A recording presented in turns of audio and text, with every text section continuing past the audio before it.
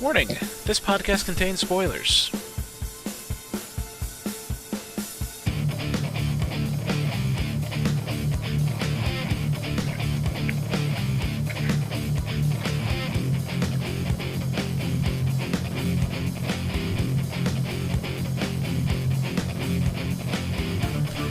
Good evening, everyone, and welcome to another episode of the As Seen on TV podcast for American Horror Story Cult, Episode 8, Winter of Our Discontent.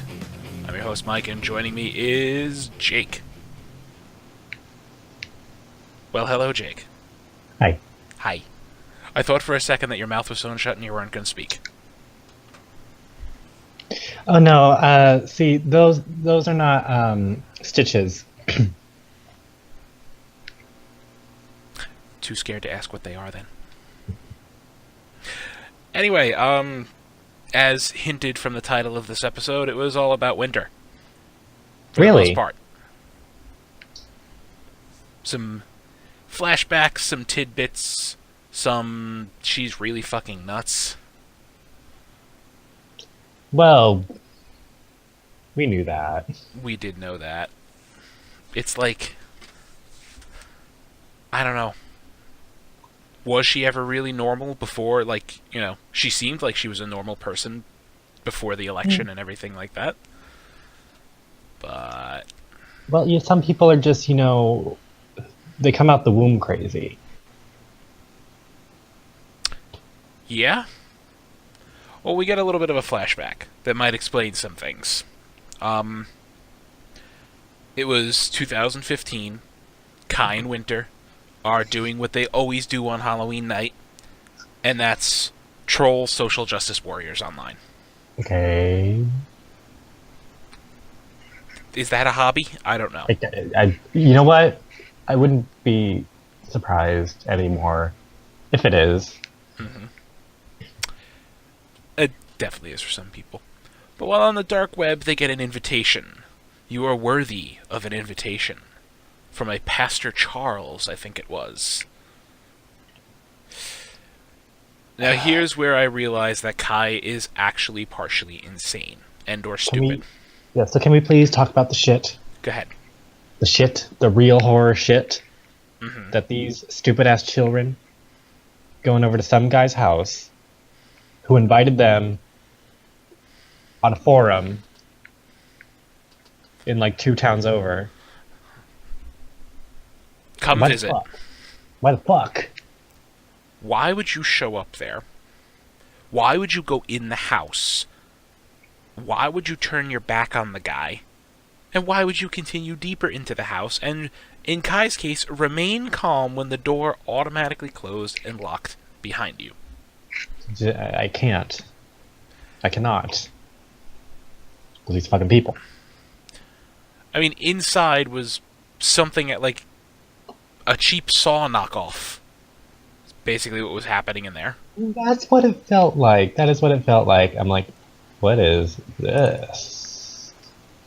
Some guy doing voiceover, like some half-baked scripture kind of voiceover. Yeah.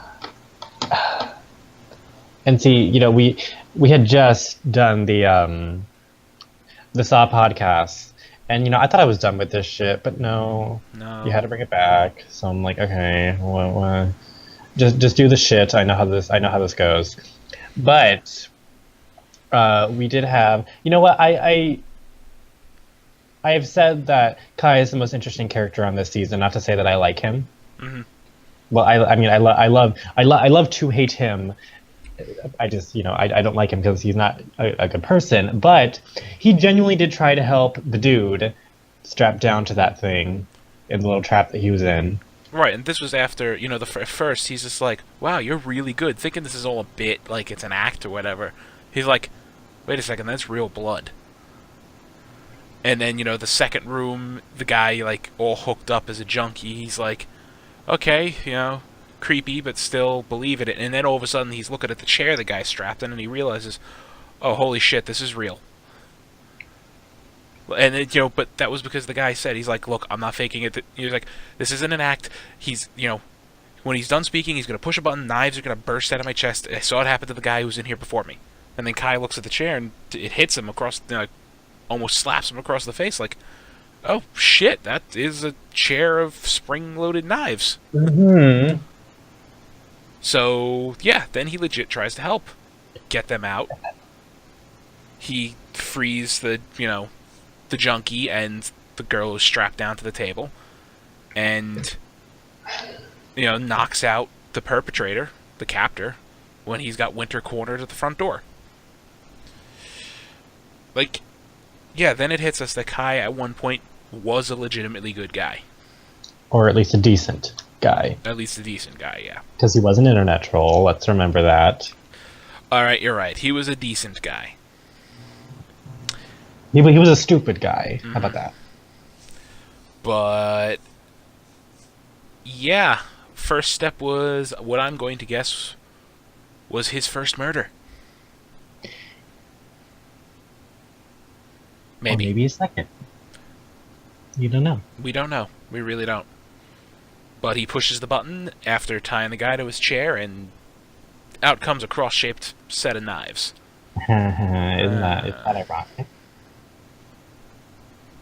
I guess. Devil worshiping shit. I can't. But from Winter's voiceover, this was the moment he changed, because now he's covered in blood, and you can see it on his face, whoa, I just killed a dude.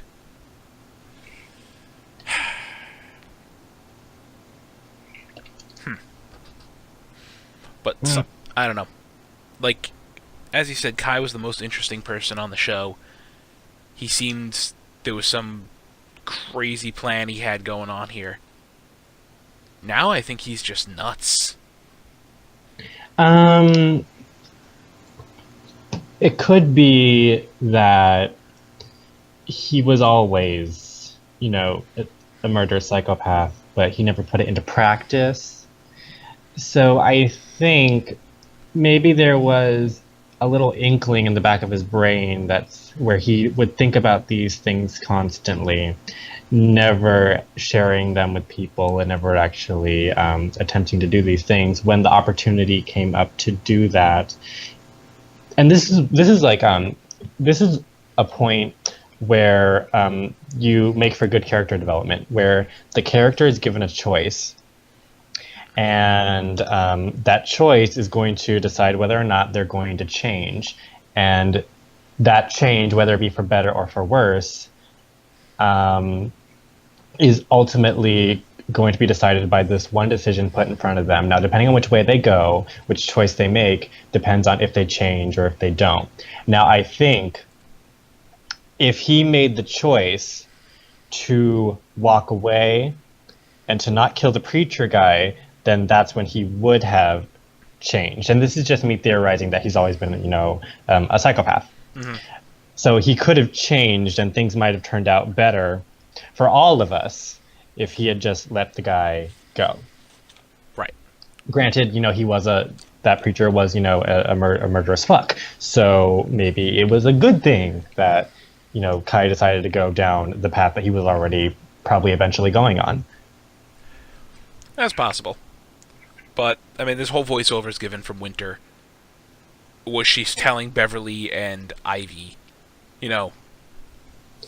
put your faith, still keep trusting Kai. He's got a plan. It'll be all fine. Which I'm sure he does. Yeah. Because they both want to murder him because they are now basically his servants. Is how he just, yeah. We have these ladies who were who were, I'm going to assume, or maybe they weren't even equals before. We got them in the motherfucking restaurant, and the trust fund babies are there. That's what I'm going to call them because I don't bother to remember their names. The trust fund babies are there, and they complain about the fucking food and restaurant 101. Never complain about the food. Even if you didn't enjoy it, what you do is what you're supposed to do, is you eat your food or you don't eat your food, and you set the plate down. You don't tip if you don't want to, but it's always good to tip the people who serve you. And you leave the restaurant. You never, ever, ever, ever, ever, ever tell the people that you did not enjoy the food. And worse, you never tell them to take it back. And then on to top it all off, we had that one dude who said, what did he say? Like, your bangability or whatever your would go up. bangability would go up. Well, he's like sticking a needle or something, a pin into a roll or whatever.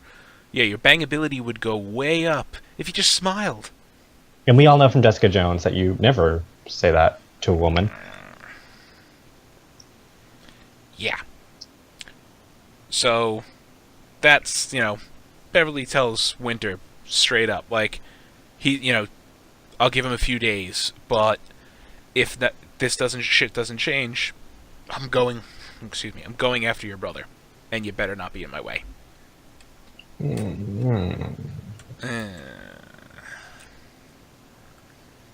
Now, see, I remember when we were talking about the turning point of the season, and maybe this is it, because maybe the ladies are going to, well, they have teamed up, but are they going to be the other evil that we have to deal with? I don't know. I really don't know, honestly, because we have a little twist at the end that I really don't know. I think the new evil might have something to do with Allie trying to get her son back. Oh, yeah. So I keep forgetting about Allie. Yeah. So she has a meeting with Vincent, the psychologist.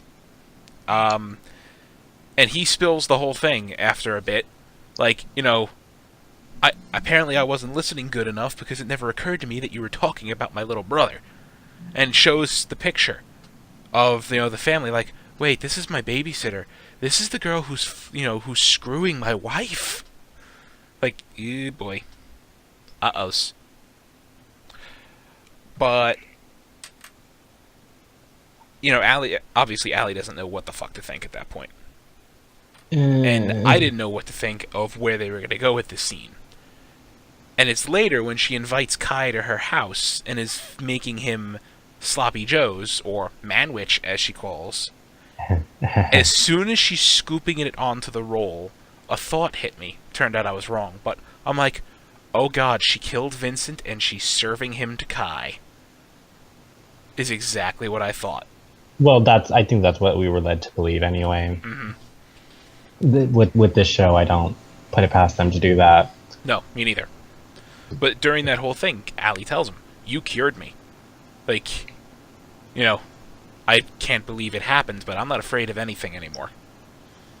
Throughout all the torment and everything. So, whatever breakthrough Allie had, she had it. And she seems scary now. Good job. Mm-hmm. I like her now. Yeah. Hopefully. Well, if she keeps going down this current path, well, maybe she'll, at the very least, be, not that she wasn't interesting before, but, like, I was just kind of getting, like, okay, Allie, again, stale. Yeah. Very stale. She has that zang now. And, if we keep going down this path, we'll have, not one sane character in this goddamn show. Which is not a bad thing. Mm-hmm. Alright. A good meat of the episode here was Winter. Yeah. Kai is this is where I say he's completely nuts. Either he's always been the whole time, or he's becoming, because he tells Winter that she can birth their Messiah. And that whole scene, I think everybody was thinking exactly what Winter was. Kai, no, I'm your sister. That's incest. Yeah, but it's okay. But it's okay. He had the plan. Because we're going to use Samuels as a middleman. Can you? Do you want to explain this? I'm going to be. I don't know have any tactful way to put this, so I'm just going to say it's like a sandwich. Okay? Yes. Sure. I can't. Legos. It's like Legos. Okay, so Winter is she's one Lego, and then you put another Lego in the back of that Lego, and the other Lego in the back of that Lego, and they connect. It's like that. Yeah. So it's Kai's spiritual energy passing into Samuel's. I don't think that's how this works. No, it's not how this works. You're fucking nuts. And Samuel, Winter doesn't want to do it because she feels like she's being raped. Samuel's really doesn't. He wants to do it to keep Kai happy, but he doesn't want to do it because he's not into girls. Like, Samuel's is gay. Well, we'll get to that in a minute. And Kai is just nuts. So the whole thing fails. At which point I thought Kai was going to do something horrible to Winter, not make her wear a huge dunce cap, walk around in prison clothing, and, Yeah. unrecycle the environment. Unrecycled. She's the anti-recycler. She's walking around with a garbage bag full of cans and putting them back on the roadside. But, when Samuels drives up at this point, I thought, okay, he's being compassionate, right? No, he's not. He's just doing what he was told. He's giving her a bowl full of gruel to eat. Mm. Like, what? I have no words. Like, I really have no fucking words for this. Like, they're all nuts. No, well, I think yes, they're all nuts, but they're okay. So they all have different. I don't even know how to make this sound good. Okay, I can't. Okay, Right? They're all fucking crazy, and they're all crazy in their own fucking way. Like I'm not even trying to defend any of them anymore. It's like, because I'm trying to find somebody who's like, okay, maybe you're kind of a decent human. Never mind. Nope. I mean, we get the flashback to how Samuels and Kai met. Kai was writing prescriptions with his brother's prescription pad for Adderall and all kinds of other drugs and shit like that, and he got busted. And Samuels told him, 70-30 and the money's at my house at the end of the week. Yeah. I don't know. Samuels is dead, though. Winter shot him in the head while he tried to rape her in his own car. Yeah. I don't know how the hell that was going to work in the front seat, but... That is not okay. No, it's not. It's really not. Mm-mm. But R.I.P. Samuels, you Nazi-loving motherfucker. I mean, when we saw the inside of his house, there was Nazi memorabilia everywhere. Maybe that doesn't belong to him. He's holding it for a friend. In a glass display case in his own house? Yeah, so it doesn't get damaged. And that way he's not liable for it. Alright, we can go with that. He probably has one of those, Hitler watches. Those Hitler watches for the neo-Nazis you get at the Auschwitz gift shop, and, every 12 o'clock. My God. Well, it's probably right above his headboard in his bedroom is just a gigantic, red flag with a swastika on it. I actually knew someone who had that in their bedroom. He probably was, he probably embroidered that thing on a damn pillow. Mm-hmm. Yeah, that was someone we used to hang out with when I was much younger, like almost 10 years ago. Big red flag when we went back to his place to hang out, and there's a giant Nazi, flag in his room on the wall, hung up. It's like, okay then. This was a lovely evening. Yeah.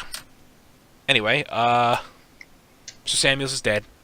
Winter pins it on Beverly. Why, though? Vincent's brought in. Why it gotta be black? Yeah, they do the whole thing, and Kai winds up killing Vincent, much to Winter's horror. I mean, yeah, what can you do in a room, in a room surrounded by people who are going to kill you too if you speak out, but... And then Beverly, I had such high hopes for you. Death is too good for you. Take her to the isolation room. The what? The what? Exactly. But this is where it gets interesting. They're going around the whole circle of clowns, and everybody's removing the mask. And they had mentioned turd a couple times, and that was the word of the day. They were referencing last week's episode. And I'm expecting that final one to be... What's her face? Like, BB was the character's name. Expecting that to be her under there, and, like, the women to all be like, oh my god. And no, it was Allie. And only Ivy was like, oh my god. At which, Allie's staring daggers at her from across the room. As she should be. Mm-hmm. Dirty bitch. So now shit gets really interesting. So, say hello to, everybody. Let's give a warm welcome to our newest member. Let's all put on a happy face. You see what I... Yeah, I see what you did there. I got you. How is this gonna go? I don't know. Like, the whole reason she's doing this is because she wants her son back. She wants Ozzy.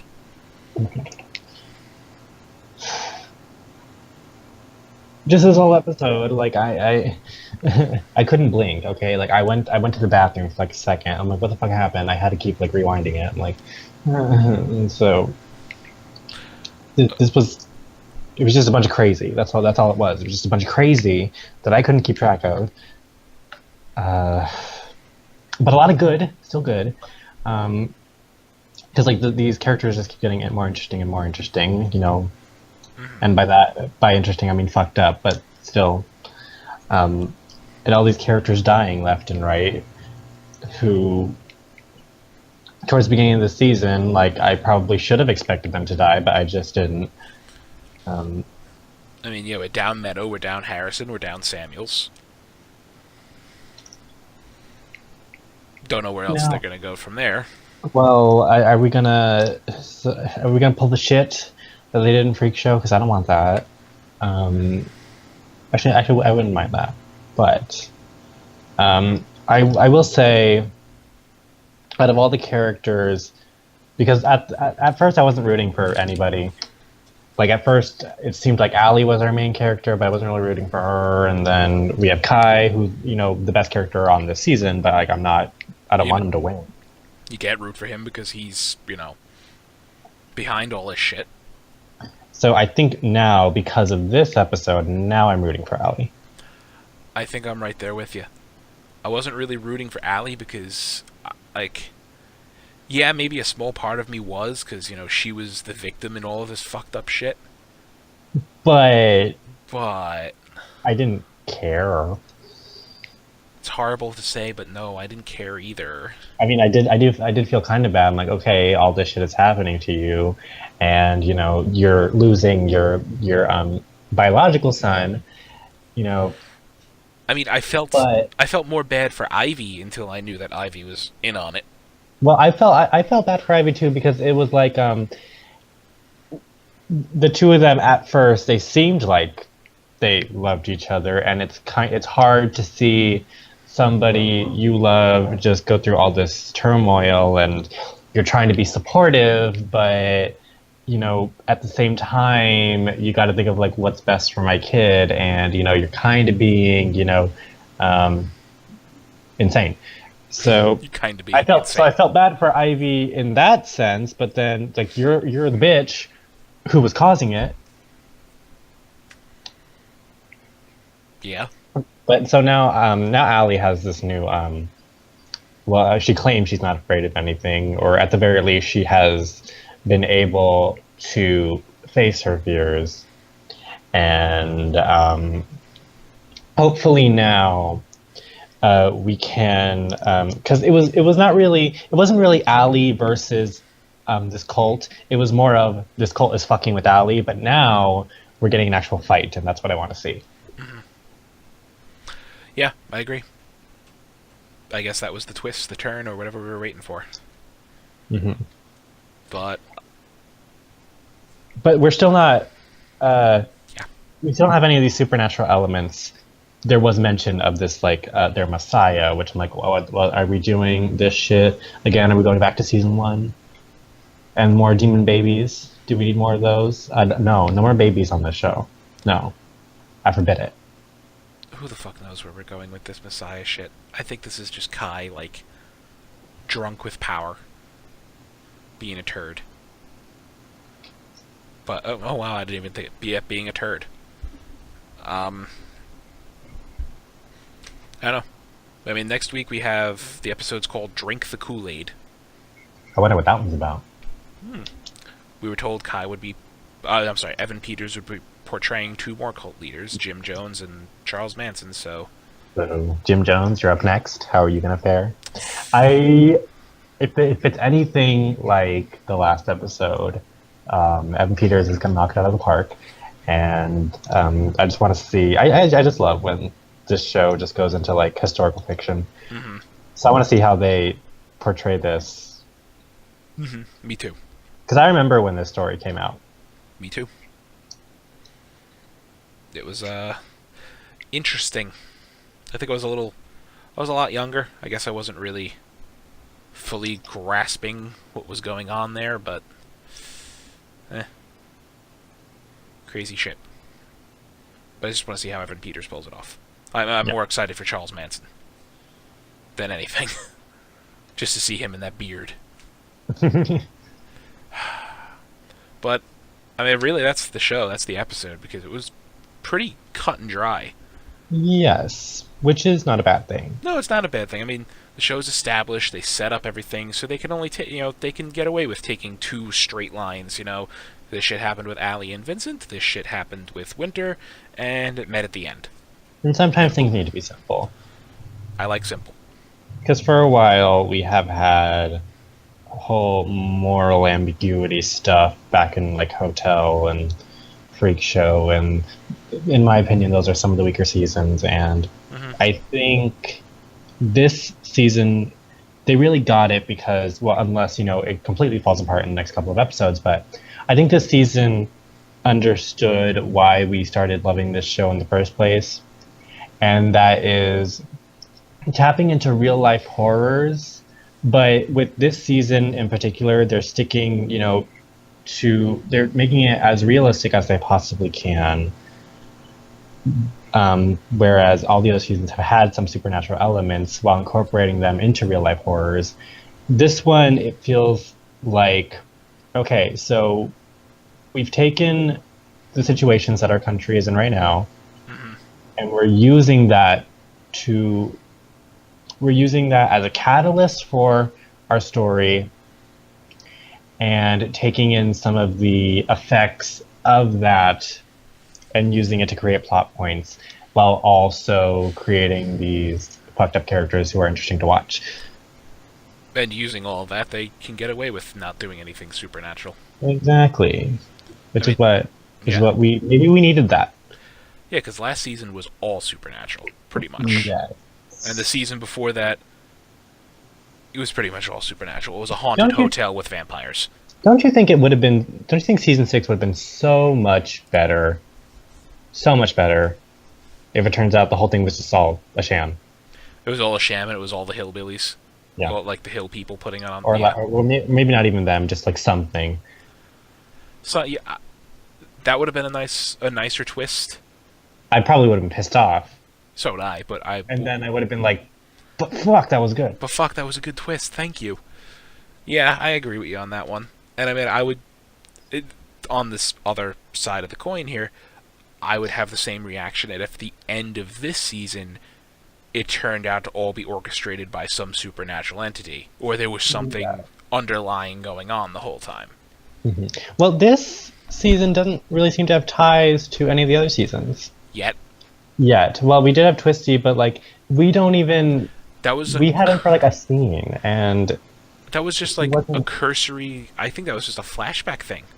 It wasn't even a flashback thing. It was more of like there's a comic book about Twisty, and this is an enacted comic from that And we never got this comic book brought up again. No, we didn't. Twisty never came up again. Remember we had that theory episode like 2 or 3. It was a haunted comic book. Yeah. That Nope. that totally went somewhere. Well, anxious to see where they go. But I guess on that note, that's our show. Jake, where can they find you? You can find me and all of my giggles and gore and monsters and mayhem here on YouTube at Jacob Salazar, or you can find me on Twitter tweeting me throughout the week, throughout the life at ToNowhereLand. That is TONOWHERELAND. Join the Nowhereland Society. You can find me on Twitter at Thilidrin. You can find all of us on Facebook, Twitter, Gmail, Google+, MySpace, and YouTube, and coming soon to Twitch at ASOTV Podcast. You can follow us at all of those places for some more podcasts for some of your favorite TV shows, movies, and games. Thank you all for watching, and good night.